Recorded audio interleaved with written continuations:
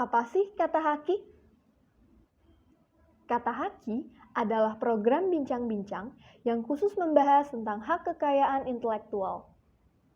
Dalam kata haki, kita akan membahas materi-materi khusus yang berkaitan dengan merek, hak cipta, desain industri, serta paten yang berkaitan dengan berbagai isu lainnya terkait hak kekayaan intelektual. Ikuti diskusi menarik di Kata Haki dan segera kunjungi cek hki.id dan jangan lupa untuk like, subscribe, dan share YouTube channel kami di Ngerti Hukum ID dan jangan lupa pula ikuti media sosial kami di Ngerti Hukum ID.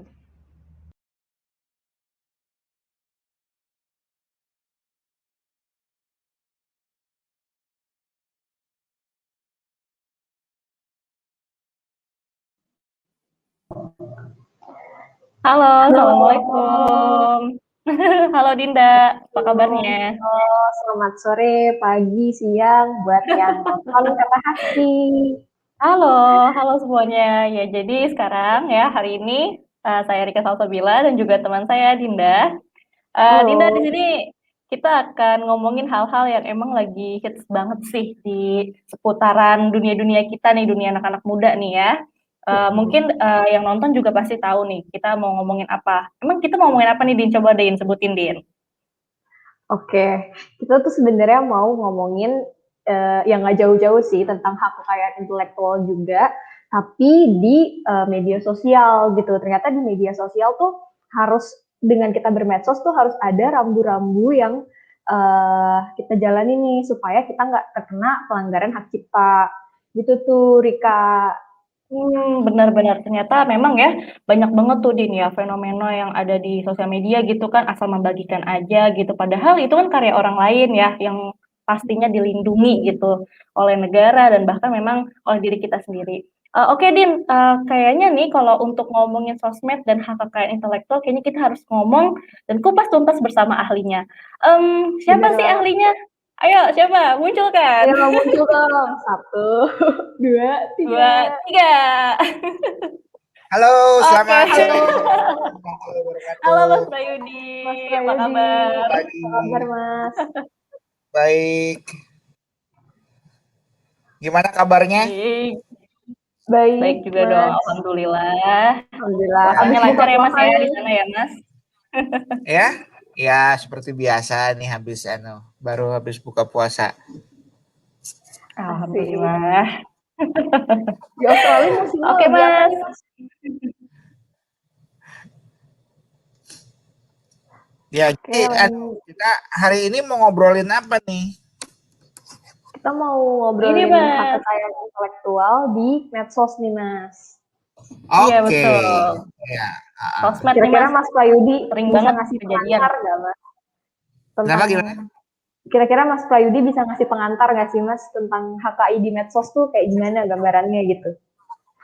Ya, ya mungkin kalau misalnya haki di media sosial ini kan sebenarnya prinsip dasarnya sama-sama aja ya. Jadi ini bukan sesuatu yang lantas berubah total, tapi prinsip inti dasarnya ya sama, yaitu kalau kita menggunakan hasil karya orang lain, sesuatu yang diciptakan oleh orang lain, ya itu harus dilakukan dengan seizin pemilik hakinya gitu. Hakinya apa saja nanti kita akan telusuri. Tapi yang jelas prinsip dasarnya sama.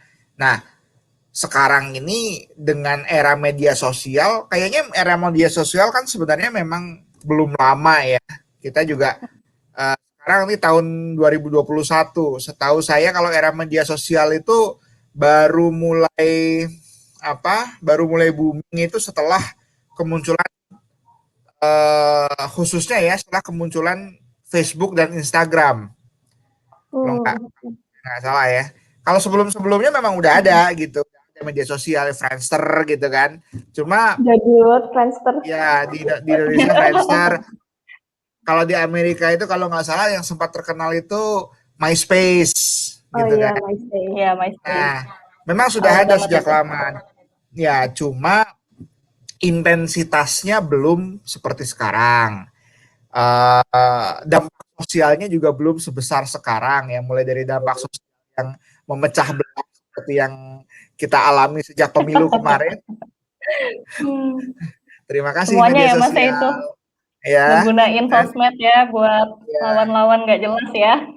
Nah, sampai kita menjadi bangsa Indonesia yang apa? Yang konon katanya dulu kalau kita belajar di buku-buku SD kan bangsa Indonesia dikenal dengan keramahan dan sopan santun, budi bahasa dan apa?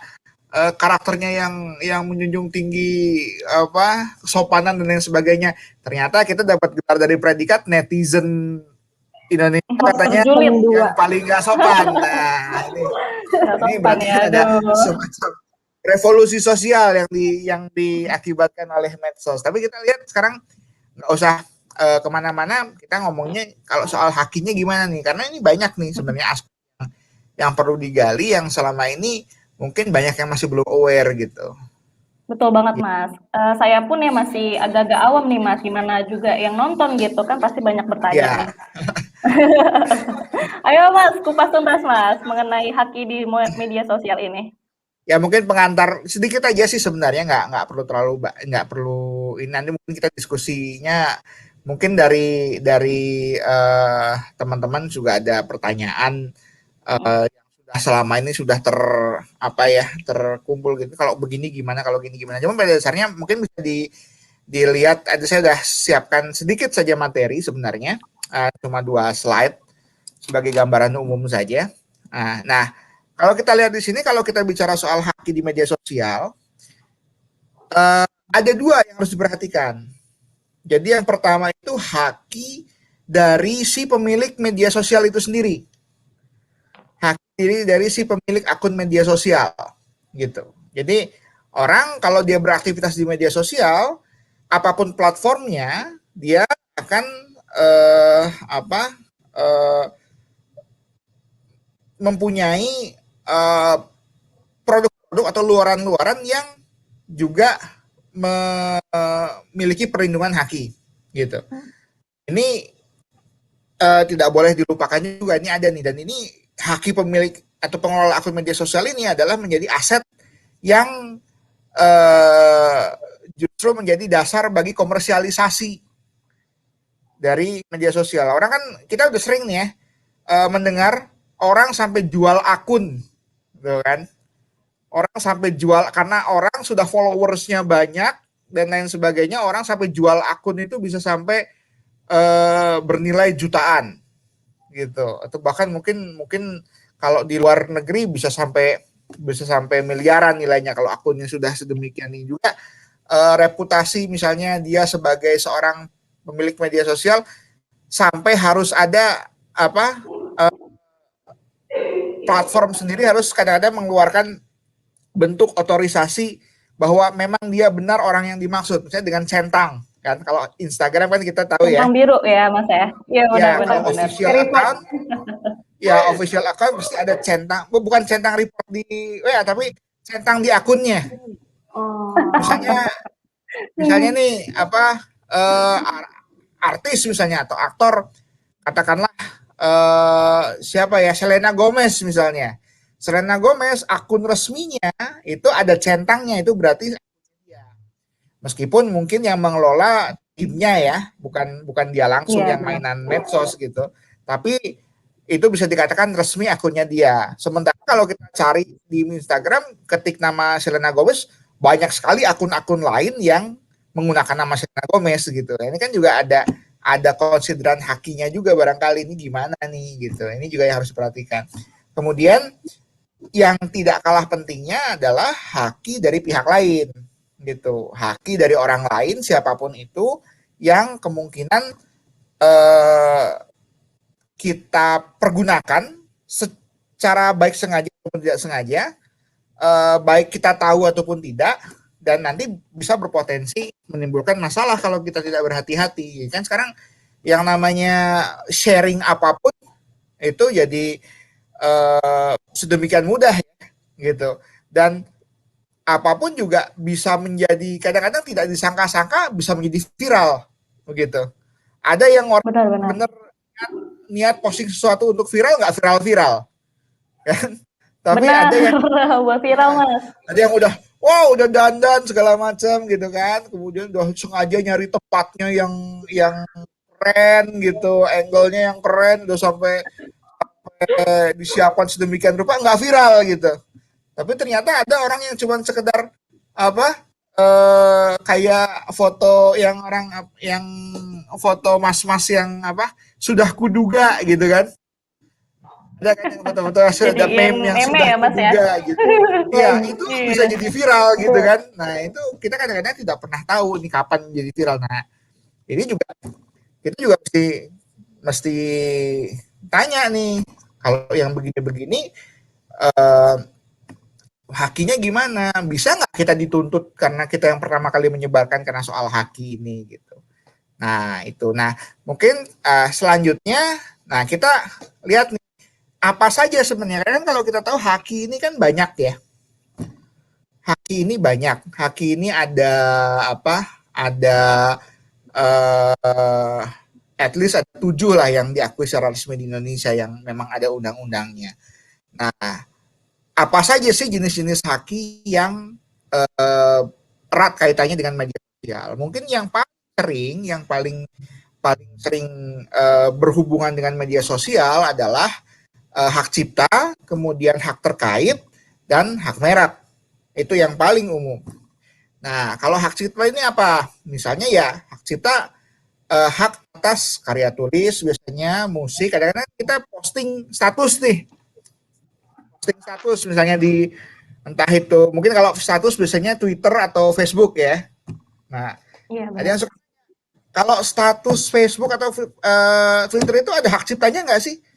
Ya, namanya karya tulis mau panjang mau pendek, kecuali kalau judul doang ya gitu, cuman satu ini. Tapi kalau namanya karya tulis mau panjang mau pendek itu ada hak ciptanya gitu. Dan sepanjang itu memang memenuhi syarat asli orisinal berasal dari kita itu ada hak ciptanya gitu. Nah, misalnya kan kadang-kadang sekarang orang banyak kan sharing kata-kata mutiara gitu atau kata-kata mutiara yang Quotes sebenarnya gitu ya. sebenarnya Curhat bukan kan kata-kata bahkan mutiara Mas. karena kreativitasnya dia bisa menciptakan kata-kata yang lucu, bisa lucu, bisa inspiratif, bisa keren aja gitu kan, bisa ngaco tapi bener juga gitu. Nah yang gini-gini kan kreativitas. Ya, meskipun meskipun katakanlah cuma 2 baris atau katakanlah cuma berapa kalimat, itu tetap tetap suatu karya gitu dan itu ada perlindungan hak ciptanya gitu. Jadi jangan khawatir misalnya rajin bikin status siapa tahu nanti saking banyaknya kalau misalnya kita konsisten bikin status yang menarik nanti dibukukan misalnya gitu kan jadi kompilasi status-status yang lucu dari siapa gitu ini kan sebenarnya sudah kayaknya udah ada kan. uh, Dulu itu saya pernah ada uh, kalau nggak salah beberapa tahun yang udah gak lama itu sudah sempat ada pernah dengar nggak ada buku yang berisi uh, orang sharing di Twitter mengenai pernyataan-pernyataan lucu yang dia dengar dari orang lain. Namanya tuh pakai hashtag nguping Jakarta. Ada Kayak beberapa tuh. Jadi kompilasi gitu ya Mas, ya kompilasi kompilasi aja. tweet-tweet gitu ya. Jadi memang ada akun Twitternya nguping Jakarta itu kalau nggak salah. Jadi itu isinya memberi ruang kepada follower-followernya untuk kalau dia nguping sesuatu yang lucu gitu bisa tuh dikasih tahu ke ini terus nanti di upload sama si akunnya itu konyol-konyol segala macam nah, akhirnya dibukukan gitu kan ya itu juga sebagai uh, hak cipta punya siapa ya tentu saja kalau yang kalau ini agak repot ya yang pertama kali mengucapkan justru nggak tahu kan karena ini namanya orang nguping kan gitu namanya orang nguping tapi yang menuliskan ya setidaknya itu yang bentuk penulisannya itu adalah orang yang pertama kali upload misalnya itu bisa hak ciptanya. Nah ini ada aturan hak ciptanya itu untuk karya tulis. Nah kemudian musik. Nah musik ini mungkin aplikasinya di apa di medsos bisa lebih banyak lagi. Jadi yang namanya musik ini ada kalau di YouTube. YouTube kan termasuk medsos juga ya, aplikasi untuk platform berbagi video. Banyak nih, paling banyak contohnya mungkin di YouTube ini ada musisi-musisi yang baru mencoba masuk di dunia dunia profesional, kemudian bikin video-video dia main gitar, dia cover lagu orang, kemudian atau dia konser tunggal secara virtual begitu, diupload di media sosial. Nah, ini juga ada perlindungan hak ciptanya. Ini untuk musik itu masuknya hak cipta. Fotografi Instagram ini, setiap foto yang kita upload di media sosial, entah itu Instagram atau itu Facebook atau itu Twitter, ya itu ada hak ciptanya gitu. Hak ciptanya punya siapa ya tergantung. Kalau memang itu foto kita ambil sendiri ya hak cipta punya kita. Cuman kalau itu foto nyomot dari orang lain, nah itu punya orang yang menghasilkan pertama kali kita ambil. Termasuk juga sinematografi atau karya audiovisual. Termasuk karya audiovisual yang diambil dengan platform itu sendiri. Jadi kan kalau medsos, sekarang ini kan medsos itu dia juga ada integrasi dengan kamera ya, dengan kamera di gadget kita kan. Terus kita bisa bikin video gitu. Misalnya TikTok gitu, kita bisa bikin TikTok. Kalau dulu ada Snapchat, kemudian sekarang masih ada Snapchat, cuman agak tenggelam ini ya, belakangnya agak tenggelam karena boomingnya TikTok barangkali. Kemudian Instagram nih paling ini, kita kadang-kadang bisa bikin Instagram video gitu, atau yang agak lama. Kalau yang video kan cuma 1 menit ya, yang agak lama apa tuh namanya kalau di Instagram tuh saya agak lupa lagi. Nah itu IGTV. juga ya apa? IGTV ya Mas, yang agak lama. IGTV ya. Ya itu juga apa karya sinematografi, itu karya visual itu. Kemarin saya sempat posting di akun medsos saya mempertanyakan mengenai kita kembali ke beberapa bulan yang lalu terkait dengan ada suatu peristiwa yang memprihatinkan buat kita semua, yaitu saat salah satu pesawat dari maskapai nasional kita mengalami kecelakaan, musibah, kemudian mengakibatkan seluruh penumpangnya meninggal ketika itu. Nah, nggak lama kemudian ya yang namanya netizen Indonesia langsung bermunculan di media sosial, orang posting sharing postingan terakhir media sosial dari korban gitu. Itu kan sebenarnya itu memprihatinkan, karena kalau menurut saya pribadi, saya tidak tahu apakah gimana pendapat yang lainnya. Cuma kalau menurut saya pribadi, ini sesuatu yang sangat tidak pantas gitu ya. Pada saat di tengah kedukaan segala macam, kita mengeksploitasi kedukaan orang dengan menampilkan postingan terakhir di media sosial, meskipun dengan embel-embel alasannya bahwa itu kan menunjukkan simpati, tapi tidak begitu caranya gitu. Nah, bisa jadi keluarga, ahli waris daripada si korban itu merasa terganggu, merasa tidak nyaman dengan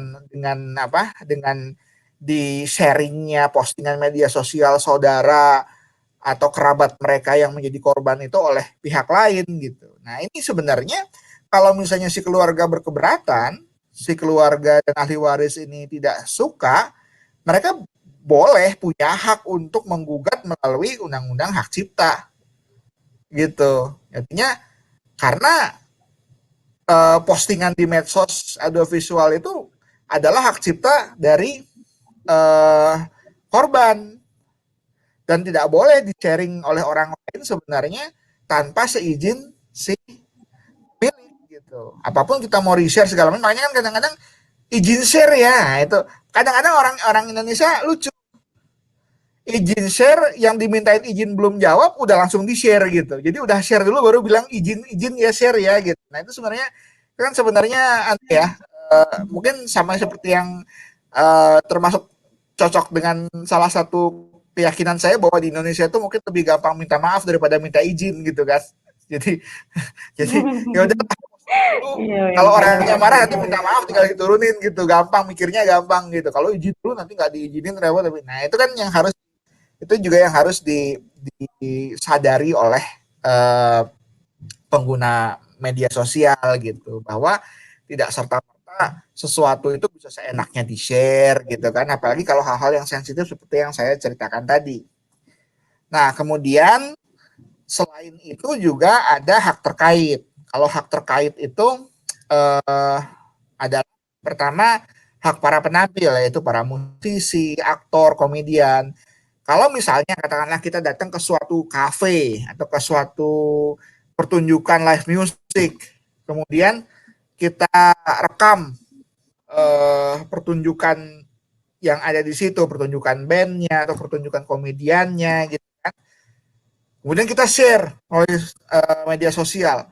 Itu si penampil berhak untuk keberatan karena dia sebagai penampil punya hak penampil di situ.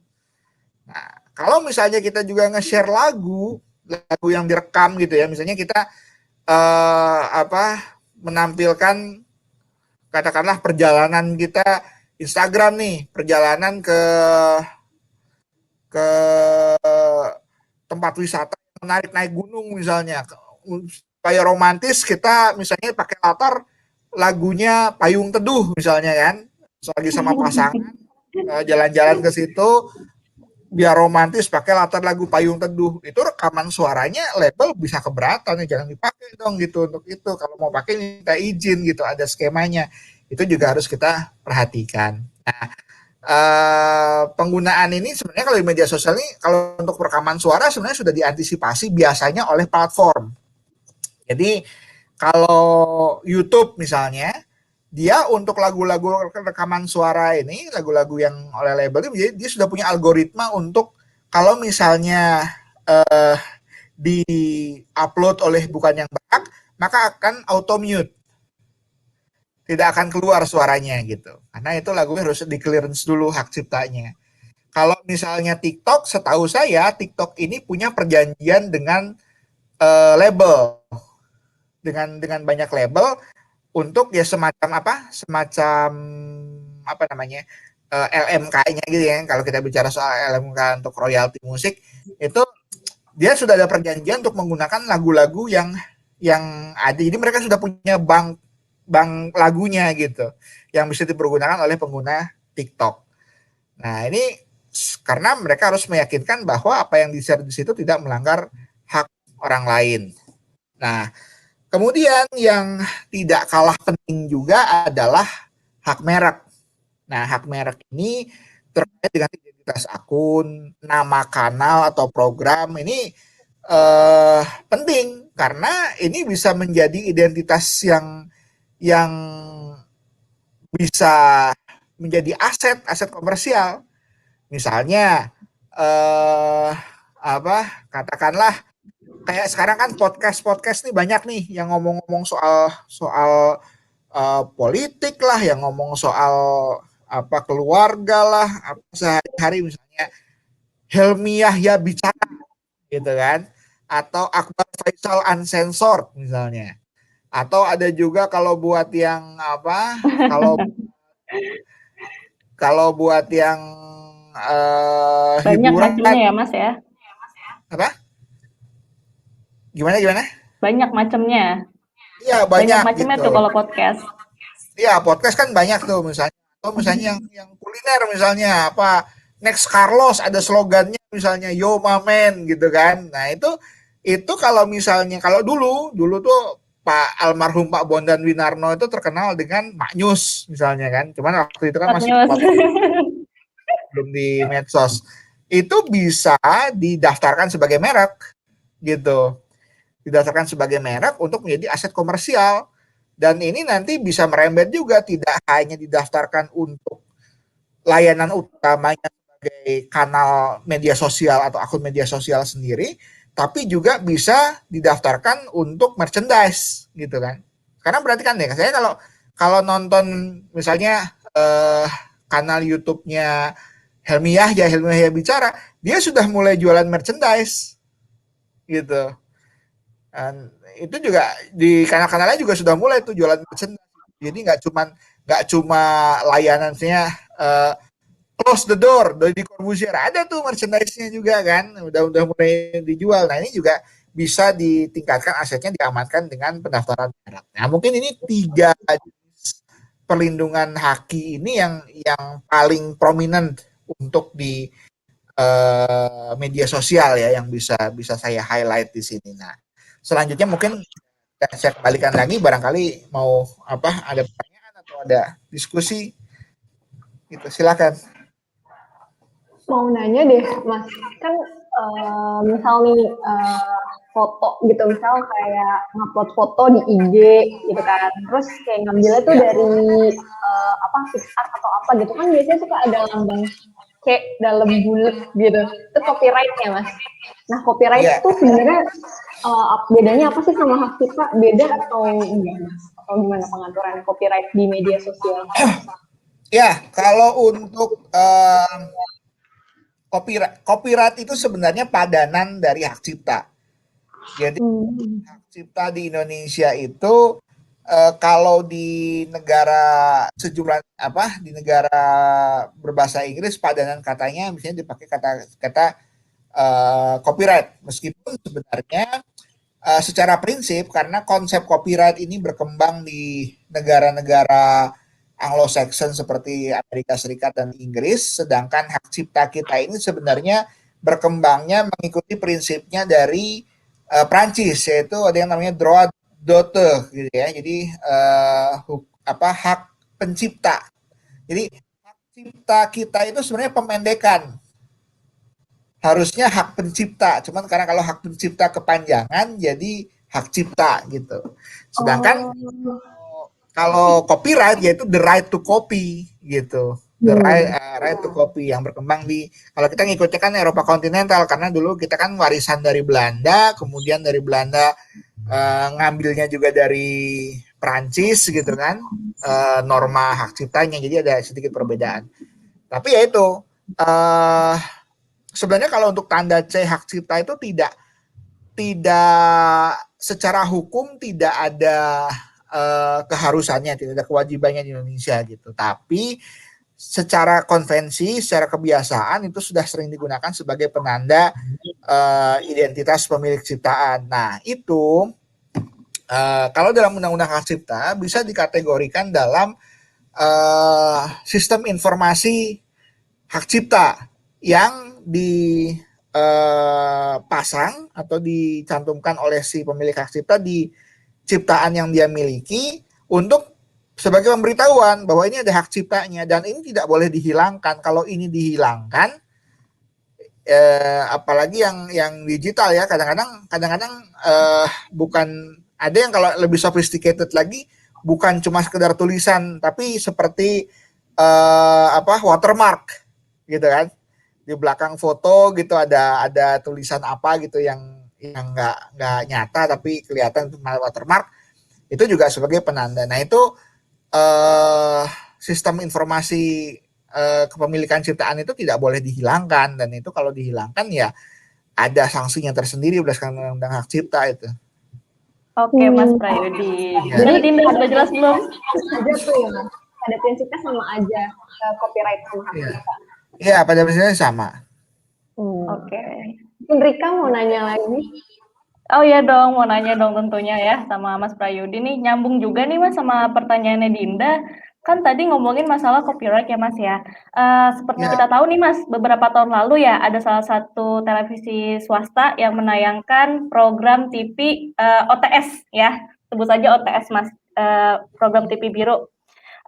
Di situ dia mengambil video dari YouTube Mas, cuman hanya tertulis berasal dari YouTube gitu Mas.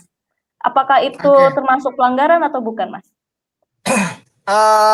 Nah ini sebenarnya yang banyak kesalahpahaman dari pelaku media kita ya. Ini sama saja sebenarnya, kekeliruannya mirip-mirip dengan kalau misalnya televisi kita menayangkan orang menyanyikan sebuah lagu, kemudian captionnya di situ adalah judul lagu, di bawahnya dipopulerkan oleh siapa. Padahal yang harus dicantumkan itu bukan dipopulerkan oleh siapa, tapi penciptanya siapa gitu. Yang wajib ditampilkan itu yang nah, sama juga ini kekeliruan dalam memahami konsep konsep haki di media sosial. YouTube itu hanya apa? YouTube itu hanya platform gitu. Sementara pemilik karya adalah yang mengupload gitu. Dengan asumsi bahwa dia mengupload karya yang legitimate ya, bukan yang melanggar gitu. Jadi kalau misalnya mau courtesy-nya adalah dari akunnya gitu. Dan itu juga kalau bilang courtesy dia harus benar gitu. Nanya dulu, boleh nggak saya pakai materimu ini untuk tayangan televisi gitu kan. Nggak bisa main comot saja kemudian ditampilkan di YouTube bilang courtesy YouTube. Kalau courtesy YouTube itu kira-kira sama saja seperti kalau kita bilang misalnya Mbak Rika misalnya beli baju di katakanlah misalnya beli baju di Mark Spencer barangkali di Plaza Senayan gitu. Terus ditanya, ini kamu baju buatan mana? Buatan Plaza Senayan. Kan enggak buatan Plaza Senayan, itu kan buatannya keluarannya mereknya Mark Spencer gitu kan gitu. Nah, itu Nggak mungkin logis juga ya Mas ya. salah alamat gitu, salah alamat. Tapi kalau dalam konteks ini jadi lebih parah salah alamatnya. Karena apa? Karena ini ada hak cipta yang harus dihormati di situ. Jadi kalau misalnya mau dari TV gitu, kalau misalnya mau menampilkan satu yang, nah ini saya agak aneh juga di zaman sekarang ya. Mungkin karena saking populernya media sosial gitu kan, sampai-sampai media mainstream itu mengambil atau mencomot beritanya dari media sosial gitu. Benar-benar, benar banget Mas. Padahal jangan-jangan apa yang ditampilkan sebenarnya sudah basi karena orang sudah lebih banyak nonton di media sosial gitu bukan daripada di media mainstream kan. Jadi isinya malah nyomot dari media sosial, berita kontennya nyomot dari isi podcast gitu kan, jadi aneh gitu kalau menurut saya. Ini media mainstream harusnya kan dia sumber beritanya bisa lebih mencari sumber yang tidak lebih dulu ditampilkan lebih gitu. kredibel Mas ya. Iya, yang lebih kredibel.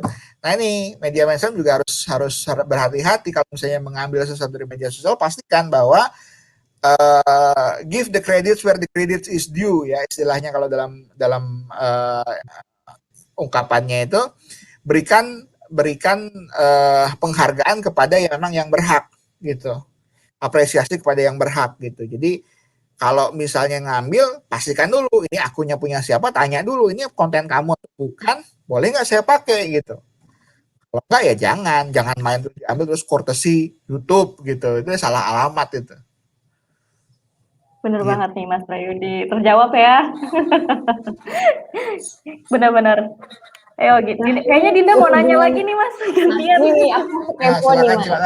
Aku pengen kepoin nih. Nah, masih tentang YouTube nih Mas. Kayak Mas tahu nggak dulu ada film pendek, nggak dulu sih, baru-baru ini ada film pendek judulnya Tilik. Tahu nggak Mas? Oh iya.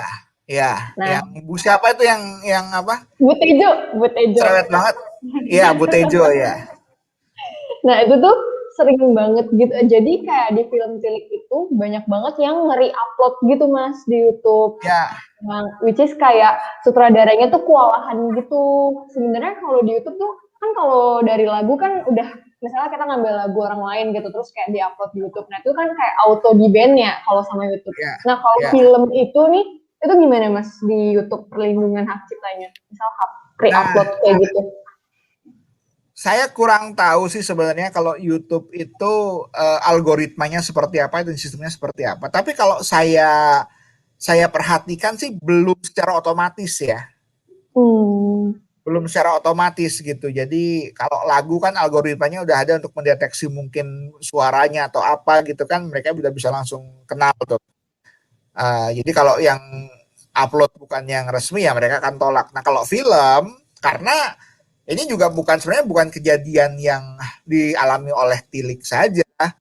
Uh, kita masih sering kok menemukan banyak film-film yang secara utuh gitu ya di-upload di YouTube oleh entah siapa gitu. Jadi yang jelas pasti bukan produsernya, bukan pemiliknya, aktornya juga bukan, main ini aja gitu. Biasanya nih kemarin-kemarin nih banyak film-filmnya film-film lawasnya Warkop. Itu banyak tuh kalau kita mau ini YouTube pasti masih ada aja tuh film full ya, film penuh gitu. Atau film-film yang film-film yang nggak terlalu beken sebenarnya, tapi kadang-kadang pengikutnya ada pengikut setianya gitu, pasti ada aja gitu. Nah kalau contoh yang paling paling banyak sih di Indonesia film ini nih, film pengkhianatan G30 SPKI itu banyak banget kalau lihat di YouTube pasti ada tuh film fullnya banyak bro, berbagai macam versi. Cuman kan itu karena produksi PPFN, produksinya negara, punya negara mungkin negara juga sudah karena negara juga mungkin punya kepentingan untuk menyebarluaskan film itu ya dengan agenda politik tertentu begitu. Jadi memang didiamkan, tidak diperkarakan. Cuma itu melihat bahwa itu sebagai bukti bahwa mungkin di YouTube sendiri algoritmanya belum sampai ke film. Film ya. Tapi tetap aja sih ya memang merepotkan karena kemudian si pemilik film pemegang cipta atas film Tilik ini harus komplain satu persatu kepada yang upload ilegal ini. Jadi agak annoying juga ya. Mungkin ke depan kita harapkan bisa lebih disempurnakan lagi sehingga untuk film juga bisa auto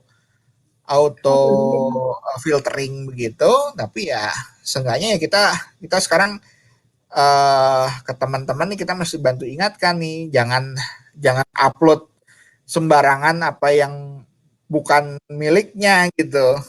Benar. Mohon diperhatikan tuh ya, jangan sembarangan upload. Tapi Mas Prayudi nih saya nyambung ya. Kayaknya banyak tuh Mas yang bahasanya itu bukan lagi kayak ngupload ulang, tapi dia dibikin menceritakan alur film gitu Mas. Mereview film ini gitu. Itu apakah boleh Mas? Nah, kadang-kadang begini,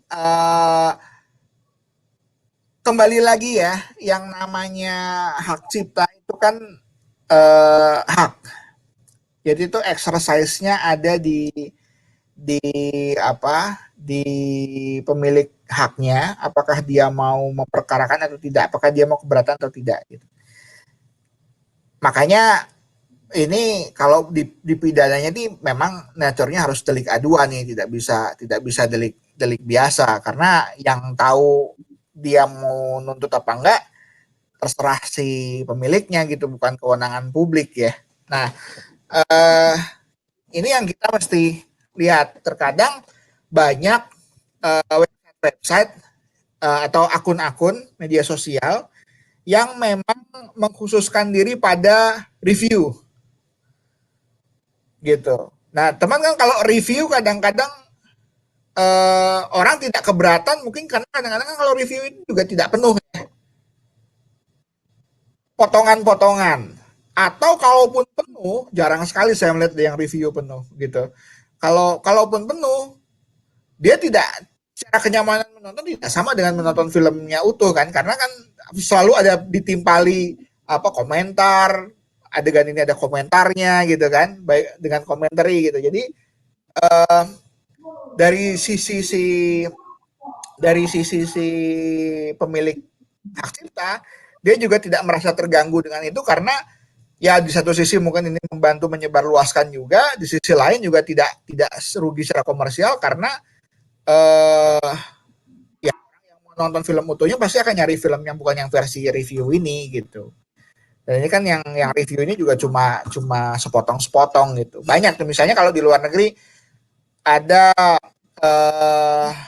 akun-akun channel-channel misalnya Miss Mojo gitu ya atau Screen Rant begitu. Kalau di Indonesia juga banyak tuh yang review film mulai dari yang review serius sampai review yang ngaco gitu kan, ada tuh akun-akunnya gitu. Tapi saya rasa sih kalau untuk itu sebenarnya masih bisa dikategorikan ya pelanggaran tetap pelanggaran sebenarnya, tapi mungkin masih bisa dikategorikan pelanggaran yang masih bisa ditolerir oleh si pemilik hak. Tapi tetap saja pemilik hak punya hak penuh untuk melarang atau meminta itu dihentikan gitu. Baik Mas Prayudi, terima kasih banyak. Cukup jelas sih ya, karena memang lagi bertebaran nih Mas, soalnya banyak YouTuber yang sekarang itu beralih untuk menceritakan alur film Mas, gitu. Oke, lanjutin Iya. dah.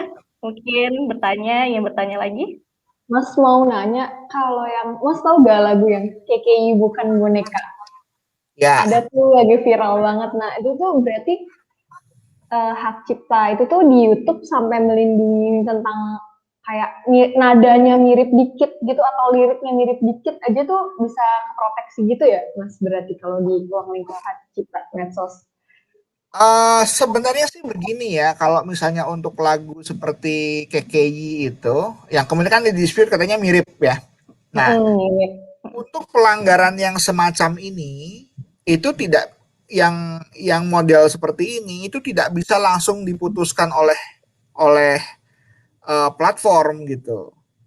Kecuali kalau memang mengambil langsung utuh lagunya orang gitu kan, itu pembajakan ya. Kalau misalnya kategori penyanyi itu bisa lah langsung. Cuma kalau misalnya dispute-nya adalah ini menjiplak, ini mirip, atau ini mengambil bagian yang substansial, ini tidak bisa diputuskan pihak oleh platform. Ini harus berdasarkan keputusan pihak yang berwenang, dalam hal ini pengadilan gitu.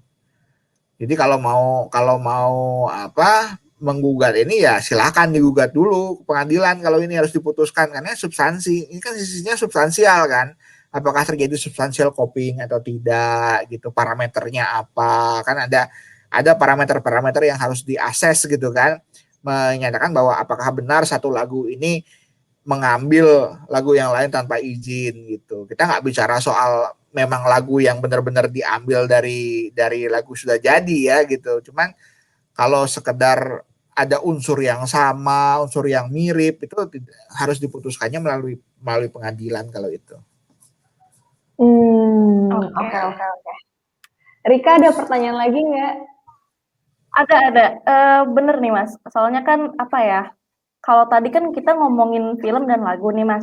Nah, tadi kan juga Mas Prayudi menyampaikan ada tentang merchandise nih Mas. Mungkin Mas Prayudi pernah dengar nih, kemarin-kemarin tuh lagi rame, ada salah satu perusahaan yang menghasilkan produk untuk barang-barang naik gunung nih Mas. Nah, karena saat itu ada YouTuber yang mereview nih Mas, ya kan? Terus perusahaan itu ngirimin ultimatum buat memperbaiki videonya segala macam. Apakah itu salah satu bentuk dari aduan yang Mas maksud untuk Haki?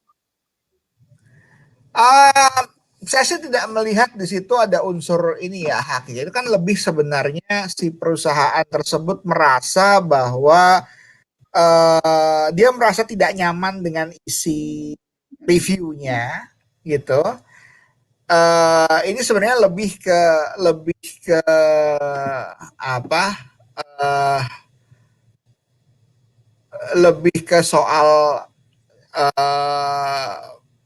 mungkin bisa ditarik ke defamation atau pencemaran nama baik atau apa, bisa jadi perbuatan tidak menyenangkan barangkali. Tapi ini bukan Haki sih sebenarnya, karena yang di ini kan dia tidak melakukan pelanggaran Haki apapun, karena barang itu memang dibeli secara sah kan oleh si reviewer. Betul. Gitu. Dan sejauh ini tidak ada larangan orang menampilkan suatu barang di media sosial untuk review, sepanjang dia tidak menampilkan diri sebagai perwakilan representasi resmi dari produsen barang. Gitu. Jadi kalau dia ngaku-ngaku bahwa dia adalah misalnya perwakilan resmi dari merek tertentu, dan akun YouTube-nya misalnya dibuat mirip dengan si brand itu, dia bisa pelanggaran merek. Kalau misalnya brand tersebut didaftarkan di kelas yang terkait gitu. Jadi misalnya saya nih supaya laris, misalnya saya tahu nih bahwa bahwa eh, orang Indonesia seneng banget produk Apple misalnya kan, tergila-gila banget produk Apple. Kemudian saya menampilkan suatu akun YouTube yang misalnya dengan nama yang sedemikian rupa sehingga orang bisa menyangka bahwa saya adalah representatif resmi di produk Apple gitu. Itu bisa apa? Itu bisa kemudian menjadi pelanggaran merek, bisa dianggap sebagai pelanggaran merek. Cuman kalau yang kasus review tadi itu sebenarnya tidak ini dengan berhubungan langsung dengan haki kalau menurut saya. Oke, Mas Prayudi, terima kasih banyak. Ayo, nih siapa lagi mau nanya nih? Soalnya, aduh banyak banget pertanyaannya nih. Gimana, Dinda?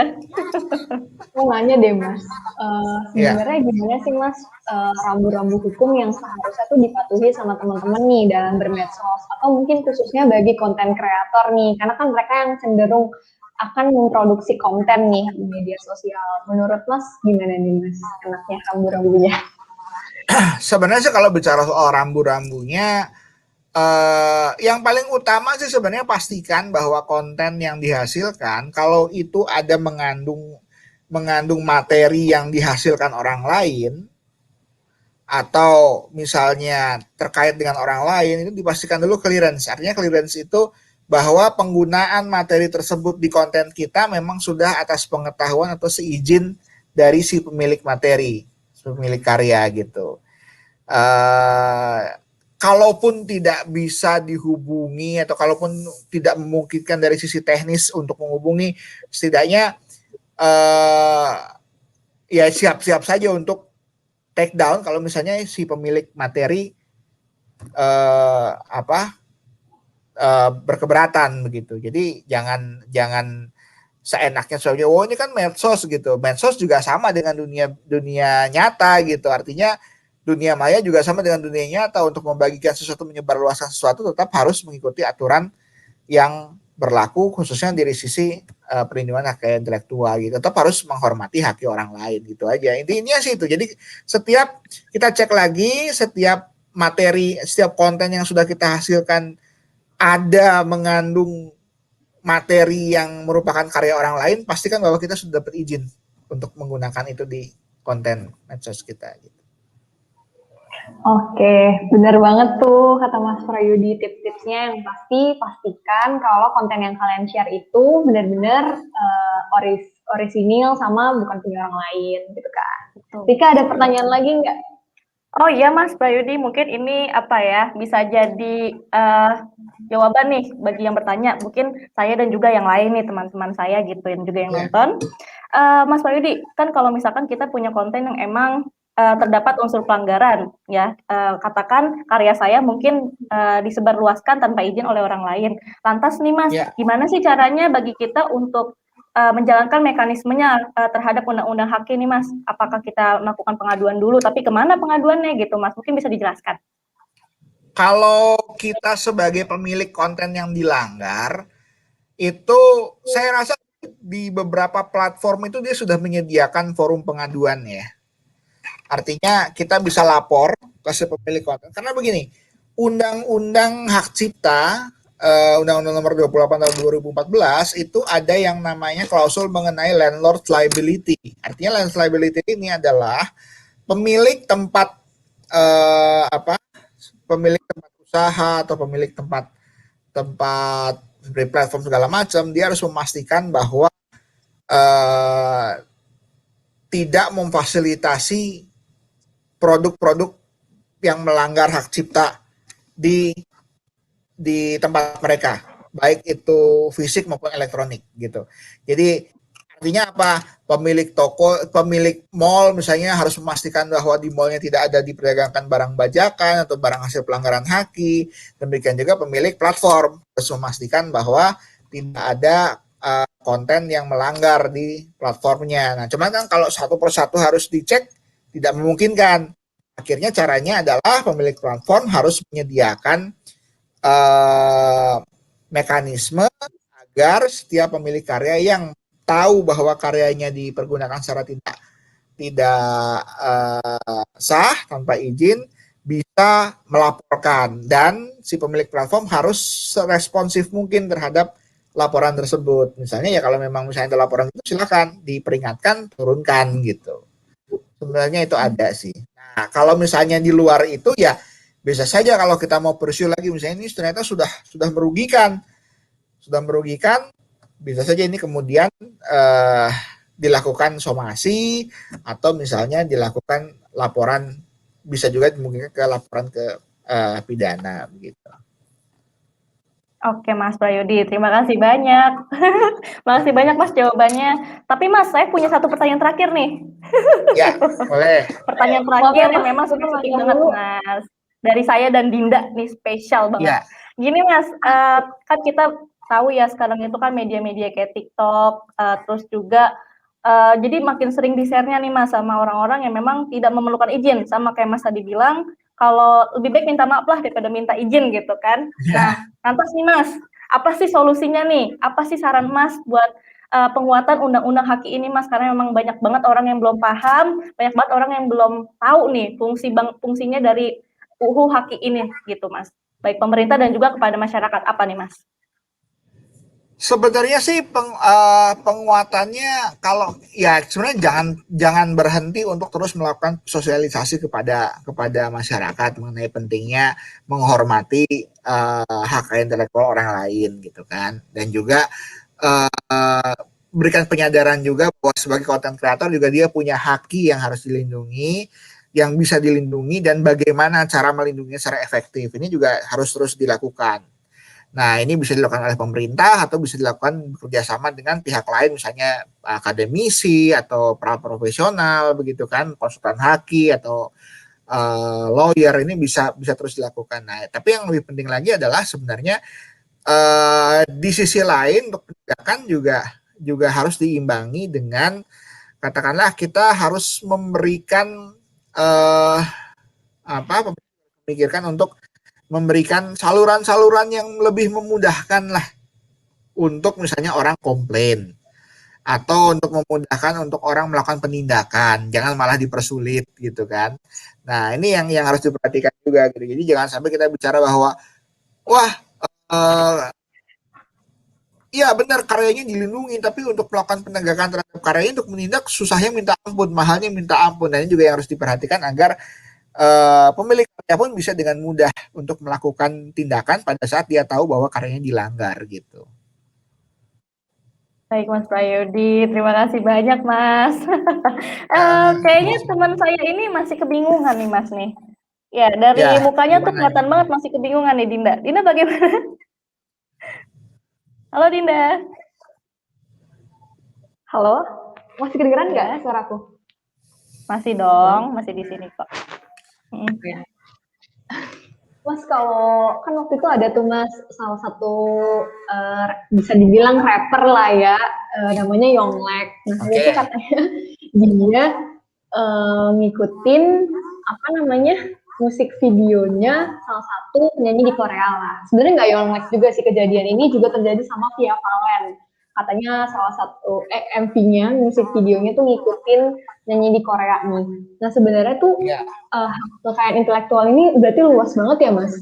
Apakah mereka tuh bisa dikatakan melanggar HAKI, misalnya kalau misalnya sampai dari segi visual, gaya, atau mungkin koreografinya gitu, pas di MV itu tuh ngikutin artis Korea gitu, itu bisa dikatakan pelanggaran gitu nggak Mas kira-kira?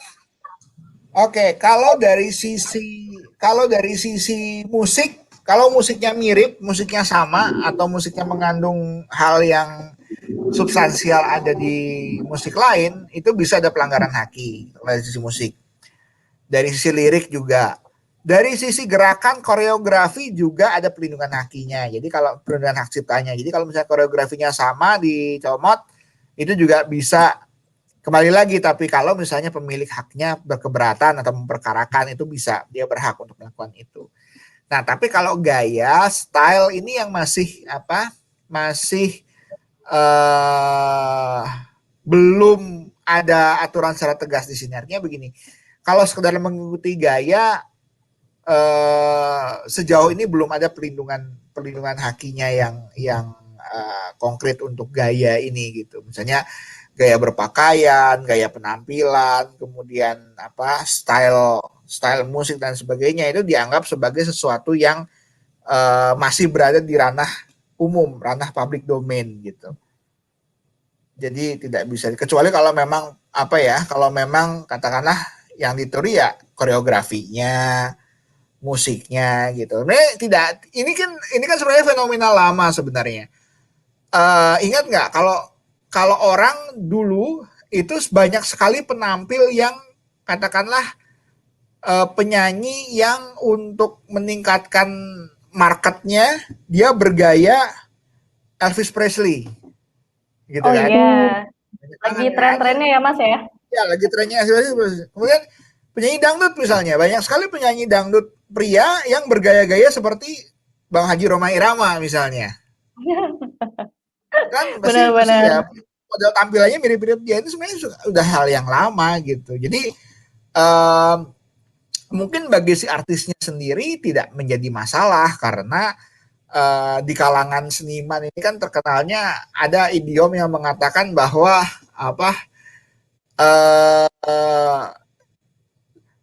imitation is the greatest form of flattery gitu. Jadi bentuk pujian yang terbaik itu orang niru gitu. Nah, ya kalau sekedar style atau tampilan sejauh ini tidak ada masalah gitu. Yang masalah adalah kalau memang barang jualannya yang diambil gitu. Barang jualannya itu kan ya lagunya, koreografinya gitu kan, karya ciptanya itu yang diambil, ya itu akan menjadi masalah gitu. Oke, Mas Prayudi. Gimana Dinda? Udah sih, udah lumayan tercerahkan nih. Thank you banget Mas Prayudi. Benar-benar. Thank you banget Mas Prayudi. Ya. Jadi khusus untuk kayak kasus yang tadi Dinda sebutkan, berarti bisa dari manajemen, bisa dari artisnya ya Mas ya, untuk mengadukan gitu, mengadukan hakinya ya. Ya. Baik. Tapi kalau gaya sendiri tuh masih masuk domain publik gitu ya Mas. Jadi masih itu universal bukan sesuatu yang dianggap sebagai objek perlindungan hak cipta sih kalau gaya. Karena siapapun bisa bergaya ya Mas ya. Iya, itu nggak ada, karena kan nggak ada batasan bakunya gitu, apa coba gitu kan. Benar. Ya kayak Mas Prayudi mau gaya siapa gitu kan. Gerakan masih bisa diukur gitu kalau koreografi gitu kan. Cuman kalau gaya apa gitu, parameter ya cuman mirip, kesan impresi visual aja, oh mirip gitu. Cuman ya nggak ada ini kan. Gitu. Kalau mukanya mirip, masa mau di ini kan.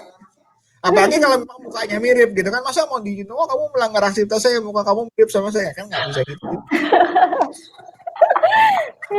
Kasian dong adik kakak kita ya yang mukanya mirip gitu kan. Iya. Itu dia Dim. Jadi universal tuh, nggak ada batasnya kalau gaya. Tapi kalau kayak lagu, tarian, terus film dan lain-lain baru ya Mas ya dikenakan haki. Iya. Oke. Oke, mungkin saya akan serahkan ke teman saya nih ya yang sudah senyum-senyum dari tadi Mas. Senang dapat jawaban tentang haki. Gimana Dinda? Mantap. Oke, makasih banyak Mas Prayudi atas pencerahannya. Ya, makasih. Oke, jadi aku mau sedikit ngasih kesimpulan dari bincang-bincang santai kita kali ini. Sebenarnya emang banyak banget aspek hak kekayaan intelektual yang ada di medsos, dan juga ini bener-bener banyak banget yang bisa digali, kayak tadi misalnya di TikTok ataupun re-upload gitu kan. Nah, terus hak di medsos ini juga mungkin yang kayak Mas Prayudi udah jelasin tadi itu ada dua, ada haki untuk pemilik medsosnya. Jadi kayak apapun yang kita share di platform apapun kayak Twitter, Instagram, YouTube, itu tuh punya perlindungan hak kita sendiri gitu kan. Dan yang kedua itu tuh ada haki dari pihak lain gitu. Nah, yang dipergunakan baik maupun sengaja maupun tidak, nah ini juga ada perlindungannya, ada proteksinya gitu kan. Nah, ruang lingkup haki itu sendiri juga yang kayak Mas Prayudi bilang tadi udah ada 3 kan, yang kayak hak cipta, bisa berupa karya tulis, kayak musik, fotografi gitu kan. Nah, sepanjang ini orisinil gitu kan, itu tuh bisa aja kalian share kontennya di media sosial gitu. Nah, jadi harus bijak ya Dinda ya. Ya, harus bijak. Nah, yang kedua itu juga ada hak terkait. Nah, hak terkait itu bisa juga berkaitan dengan hak para penampil, yaitu musisi gitu kan, aktor ataupun aktris gitu maupun komedian. Nah, yang terakhir juga ada hak merek. Nah, ini juga diatur juga kayak misalnya tadi tuh merchandise gitu kan yang di YouTube-nya Helmi Yahya gitu kan, itu mungkin memang ada perlindungan hak ciptanya gitu, kayak misalnya Close the Door di YouTube-nya Deddy Corbuzier itu kan juga ada pelindungannya gitu kan. Nah, mungkin seperti itu sih buat teman-teman, saran dari Mas Wahyudi tadi harus bijak dalam bermedsos supaya kita tidak kena pelanggaran hak cipta, sehingga apapun yang kita share kontennya itu tuh harus kita cek kembali, harus kita recheck itu apakah itu memang sudah ada izin gitu ataupun memang yang kita share itu memang orisinil dari punya kita sendiri. Iya. Betul banget, Indah. Jadi Mas Wahyudi terima kasih banyak ya untuk bincang kita Ya, kali terima ini ya. kasih. Ini benar-benar seru banget sih tentang haki ini karena emang lagi hits banget gitu ya, Mas banyak ya. banget Makasih yang banyak bisa Mas, sehat selalu. Terima kasih. Makasih ya Mas. Ya. Selamat sore. Thank you. Dadah. Selamat sore.